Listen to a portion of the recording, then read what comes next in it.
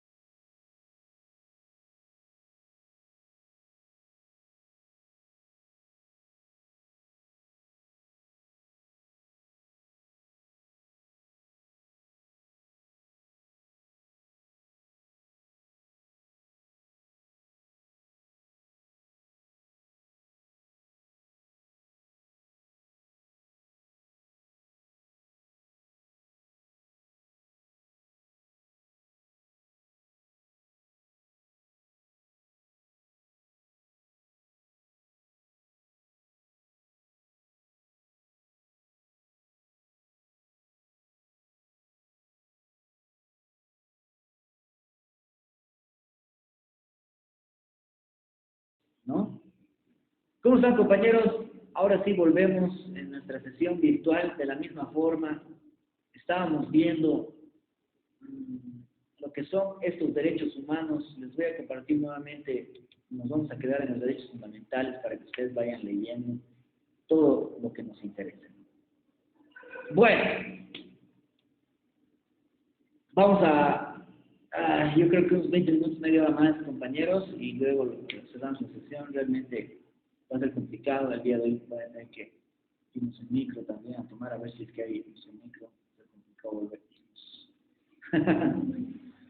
Es cansador, además, de esta hora, ¿no? Seguramente todos ustedes ya están cansados y ya tienen que empezar a estudiar porque la siguiente semana comienzan los exámenes parciales.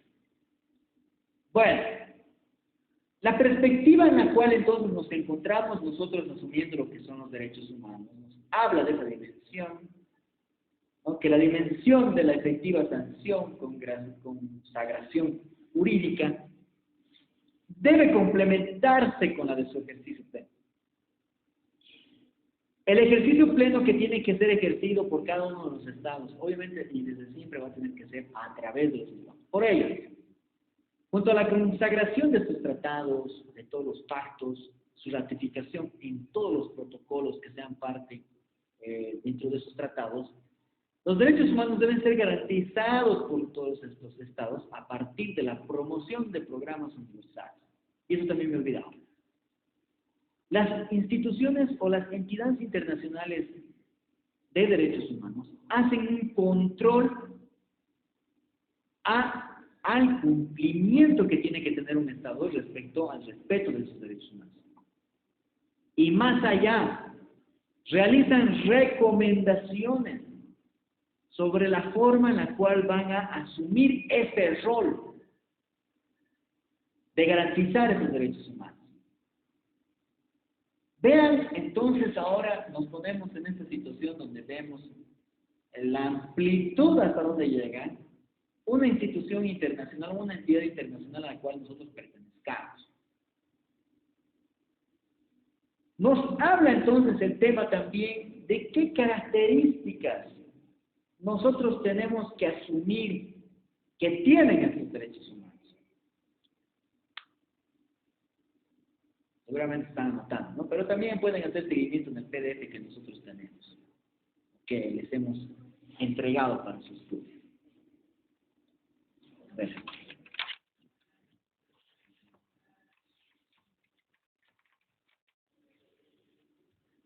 A ver, ¿qué estamos viendo? Ya, características.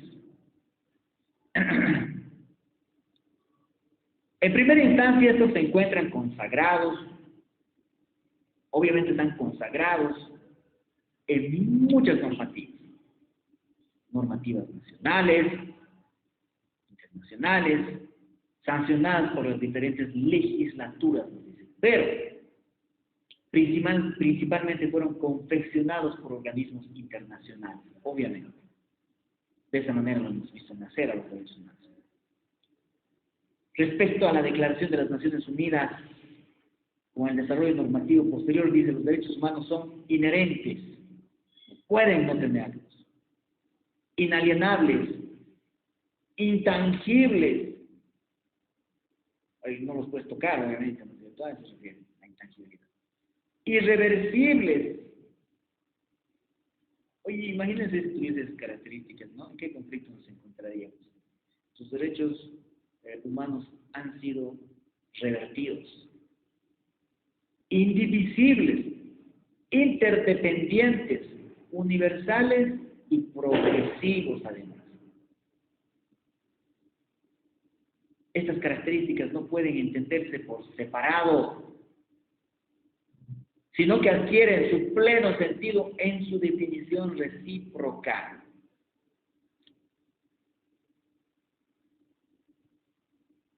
¿Qué tal, compañeros? Este tema 8 se va a quedar con ustedes para esa materia de derecho constitucional, esa materia de derechos humanos. Y más aún, vamos a retomar en la segunda parte de lo que es el derecho constitucional en importancia en su desarrollo, en el derecho constitucional 2, obviamente, ¿no? Son inherentes a todos los seres humanos sin ningún tipo de distinción, como hemos visto en el video, ya sea raza, origen, étnico, color de piel, religión, lengua o cualquier otra característica que nosotros queramos enunciar, es en vano, porque todos tenemos esos derechos. El establecimiento de los derechos implica en sí mismo, dice, una limitación al poder del Estado. ¿Limitación por qué? Porque para mala suerte de ese gobierno, de ese gobierno quien detenta el poder del Estado, no va a poder, y bueno, va a tener que respetar y limitar su acción de poder hasta donde sus derechos no sean vulnerados. El tener que precautelar la vida, ¿ustedes creen que es lógico que el Estado ponga en riesgo a la población? Hay situaciones en las que salen de contexto, como esta situación de Sencata que se acaba, pero no se acuerdan lo que ha sucedido en Puente Guaycul y bueno, hacia el otro lado también, sobre todo han fallecido personas también a quienes no se les rinde ningún tipo de pleitesía, ni se levantan atrios y iglesias, ¿no? Porque es netamente político, desgraciadamente, no es una situación que solo se quiere recordar de un lado y no del otro. Pero en toda historia hay dos versiones. Y el Estado es quien debería haber precautelado que no suceda esta situación. Pero al salirnos de ese contexto que yo les refiero, vienen entonces situaciones que nosotros mismos nos causamos. Pero quien ha matado a las personas es quien realmente ha vulnerado sus derechos. Y el Estado los ha asumido como una responsabilidad. Responsabilidad por la cual, no sé si ustedes han visto en noticias, yo la verdad veía muy asombrado que ya durante el gobierno de transición de esa presidenta Yanine Áñez, se había puesto a consideración de quienes han fallecido aquí en Sencata, se sacaban, creo que $25,000, $50,000 para cada una de las familias dolientes. Y actualmente el gobierno viene para impulsar a la gente a que siga con esta situación y rememorando situaciones adversas a lo que ellos pretenden. Es un criterio personal, compañeros, no lo asuman como algo totalmente, ¿no? Que tienen que ser asimilados de esa manera. Viene y quiere determinar y quieren sacar una ley con la cual más bien se vuelva a beneficiar económicamente a esa familia. ¿Qué es lo que está buscando la gente? ¿No? ¿Perdón? Hay otro ejemplo, compañeros, por ahí, que viene de la mano con este caso de las personas que son loteadoras. No bien los conocemos como loteadores, y viene aquí el caso de la vulneración a la madre tierra en este caso, y además vulneración de nuestros derechos en cuanto a poder tener un ambiente en el cual podamos desarrollar nuestra normalidad, y esa quema que ha sucedido acá en nuestra ciudad, ¿no es cierto?, de manera grande realmente, a ver qué ha sucedido esa situación, y que vienen intereses netamente políticos de la misma forma, ¿no? Y que ahí me sorprende un juez a mí, y les hablo de una realidad social, donde a los loteadores no se les da ningún tipo de responsabilidad al haber actuado de manera violenta y al haber vulnerado los derechos de otra persona a detentar su espacio territorial como debería ser. No sé cuál es el criterio entonces de estas nuevas personas quienes detentan y quienes representan al Estado para poder ejercer la justicia. El tener que ver a algunos como culpables y a algunos otros solo por el hecho de que son grupos sociales a los que ellos llaman vulnerables y que no es así. Como les he dicho, ¿no? Esos loteadores, compañeros, para hacerles una citación a su domicilio, y muy lindo domicilio que tenían acá en la ciudad de Sacaba y otro aquí en Coyo, donde les hemos tenido que notificar. Entonces yo ya pensé que realmente era gente humilde que no tenía dónde. Pero ahí viene, ¿no? La idea del humano de tener que aprovechar ese tipo de situaciones cuando algunos otros, con todo el esfuerzo del mundo, podemos optar por tener un espacio. Pero ellos sí tienen en diferentes lugares. Y que encima venga un juez y, bueno, refiere a que todo lo que se ha realizado, ¿no?, la vulneración a los derechos del otro, no ha habido aquí nada, nadie dice nada, y bueno, no entendemos el criterio, no sé si es su humor, si es su día, y es algo con lo que ustedes van a tropezar continuamente. Y ahí nosotros tenemos que fundamentar y referirle, y hay casos en los que realmente no quiere escuchar ese juez. Y para eso nosotros tenemos que entonces apelar al superior enviado para que éste sí entienda. Y realmente dé y nos refiere a los parámetros en los cuales tenemos nosotros que entender esa norma y la vulneración de esos derechos constitucionales de unos y que no se dejan ver los otros, porque el criterio del juez ha variado dependiendo del partido político gobernante, ¿no? Esa situación, compañeros, entonces no debe existir aquí. Incluso vemos en algunos países como en el país vecino de Brasil, donde se está proponiendo que se le procese a Bolsonaro, ahí al presidente, y nadie lo protege, ni dice, aquí yo acaparo los 4 poderes de Estado, y a mí no me hacen nada, ¿no? Entonces sí se está dando vía libre a ciertas situaciones irregulares que pueden haber sucedido y que van en contra de la misma población en la cual ellos están inmersos o están detentando el poder dentro del gobierno de esta planta. El hablar de derechos humanos realmente, compañeros, es muy complejo y es algo que nosotros les rememoramos día a día a todas estas personas quienes ejercen la justicia, ¿no? En los casos en los que realmente nosotros vemos perjudicados esos derechos. ¿Qué más tenemos? En este sentido, nos dice, los derechos humanos son obligatorios para todos los estados. Están por encima del poder estatal, no existiendo ningún argumento de soberanía.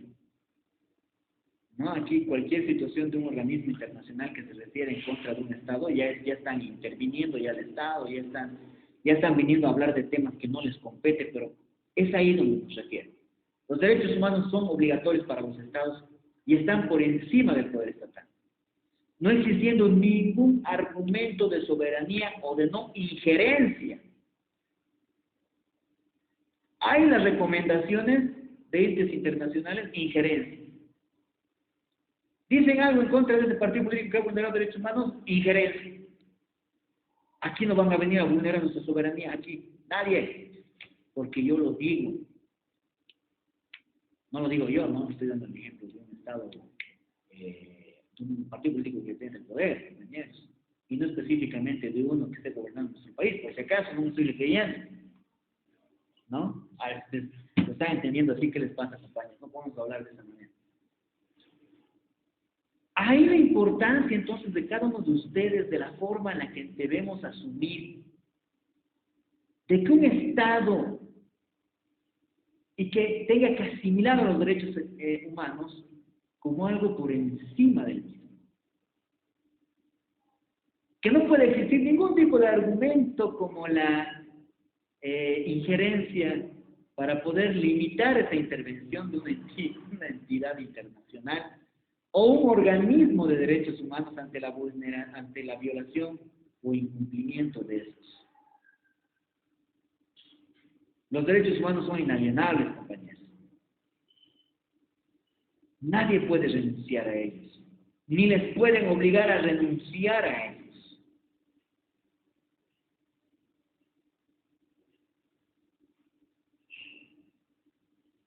Son intangibles, como lo hemos referido. Porque nos dicen, ¿no? Su contenido esencial presenta un límite que ningún legislador o jurista puede trascender. En similar sentido son irreversibles. Es decir, que una vez proclamados no admiten retorno a una situación anterior. Por eso les decía, ¿no? Se le ha revertido, imagínense que se notifique en el celular un mensaje. Se le acaba de revertir sus derechos humanos. Imagínense, entonces, ¿qué seríamos, no? Ahí dicen. Compañeros, ¿qué están viendo yo ahora? ¿Qué más? Los derechos humanos, dice, derechos civiles, políticos, derechos económicos, sociales y culturales, derechos colectivos, son considerados indivisibles e independientes entre los derechos humanos, los civiles, políticos, económicos, sociales, culturales, dice, los derechos colectivos, son considerados indivisibles e interdependientes, ya que cada uno se encuentra relacionado con los demás. Uno no puede estar sin otro. En ese sentido nos dice el avance en los alcances de un derecho representa un avance en los alcances de la totalidad, que es así como nosotros deberíamos entenderlos. Nos habla, por ejemplo, no es posible el ejercicio del derecho a la vida si no se encuentra ningún tipo de resguardo a lo que es el derecho a la salud. Tampoco se puede ejercer el derecho a la libertad de expresión si no se encuentra garantizado el derecho a la educación o al acceso a los bienes culturales. Su interdependencia entonces está demostrada.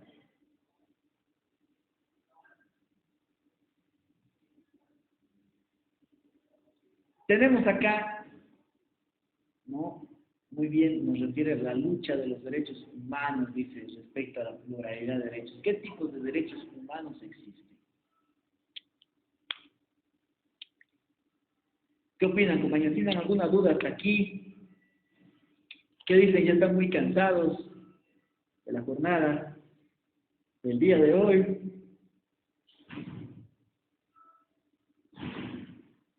¿Alguien nos quiere, tal vez, comentar algo, referirnos a algo?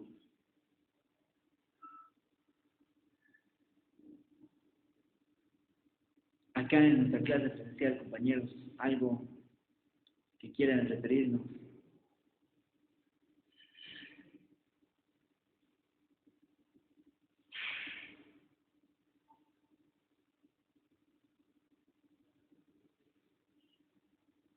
¿Qué dicen?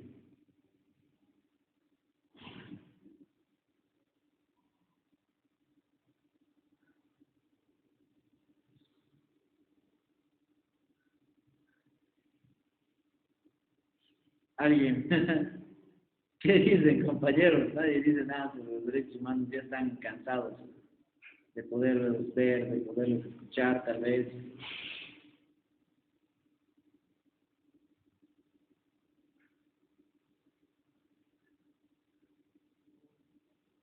Aquí en la clase, tal vez, compañeros, algún comentario, alguna duda, además.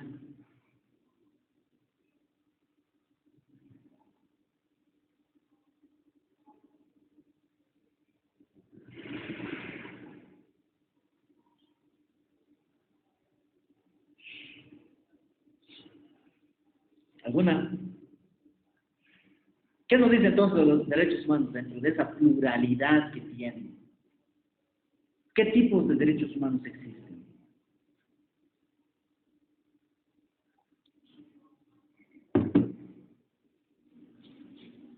Nos dice, y con esto finalizamos ya en esta última parte de nuestra clase, ya están cansados. Bueno, acá en la clase estamos aquí ya tanto cansados, ¿no, compañeros? ¿O cómo están ustedes? Ya quieren ir seguramente ahí a sus domicilios. ¿Qué dicen? ¿Qué tipos de derechos humanos existen? Los derechos humanos se componen de tres dimensiones específicas, compañeros. La primera, ¿qué nos dice? Un sujeto titular del derecho. Alguien, ¿no? Quien lo va a detentar y quien lo va a ejercer. Que en el derecho, que en el contexto de los derechos humanos se refiere a la totalidad de las personas independientes de su sexo, de su religión, de la edad, del origen étnico, etc. Hay un sujeto titular del derecho. ¿Quién es ese sujeto entonces?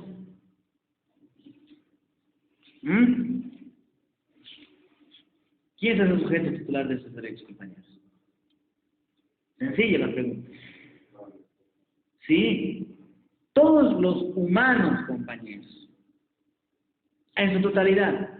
Ya saben, ahí dice, independientemente de lo que sean, si son humanos, tienen esos derechos.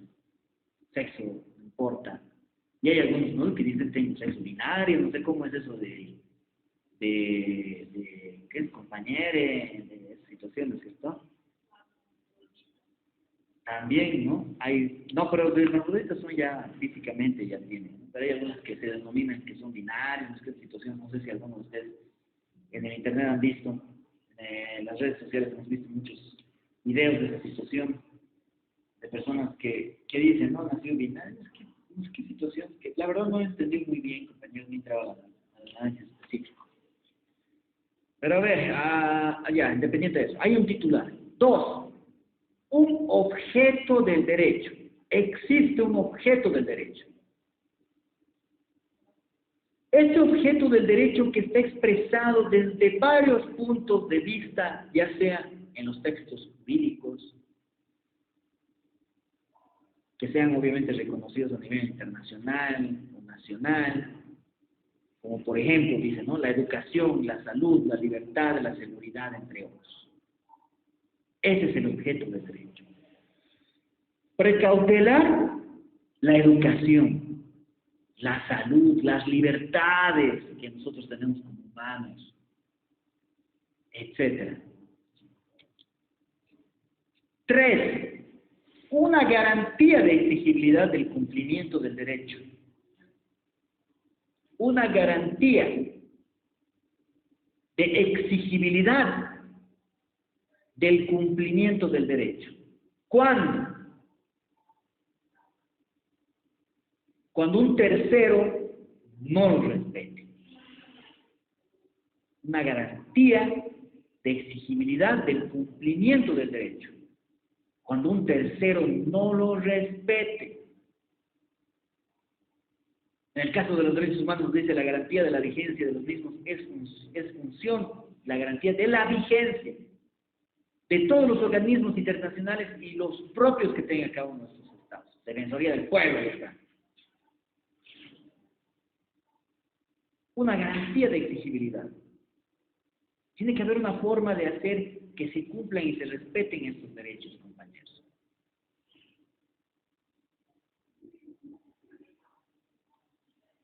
¿Qué más?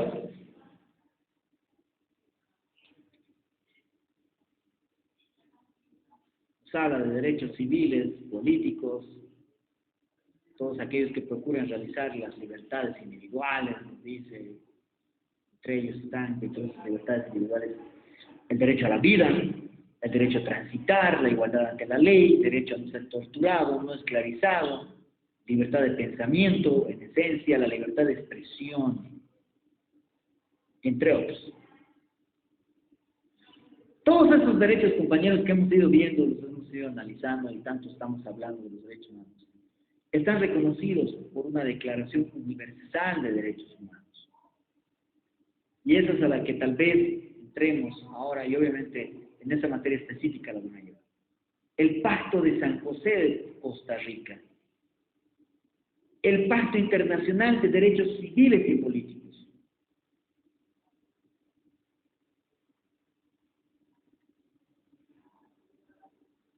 Estos que han sido reconocidos mediante esas normas internacionales que son incorporados a la Constitución Política del Estado a través de ese artículo que tanto le hemos mencionado. El artículo 410 de la Constitución Política del Estado, mediante de ese parágrafo segundo, en ese inciso 2, que nos habla de esa jerarquía constitucional que deben ser garantizados por el Estado boliviano. Esa jerarquía donde en primera instancia está, ¿no?, la Constitución Política del Estado, segundo punto, tratados internacionales. De esa manera es incorporado. Bueno, compañeros, vamos a quedar acá. Estamos ya un poco cansados y se me está quedando sin batería ya la computadora. Puede ser que ya no tengo un cargador, se nos corta, entonces vamos a quedar acá. Yo creo que hemos entendido este tema y ya estamos hablando ya con miras al examen parcial. En la siguiente clase vamos a ver qué fecha podemos hacer un repaso de todo lo que se ha avanzado y además en los puntos más importantes a fin de que podamos ir muy bien estudiados a lo que es el examen parcial. Nos vemos entonces, compañeros, la siguiente clase. Tengan todos buenas noches. Hasta la siguiente. Hasta luego, Billy. Buenas noches, doctor.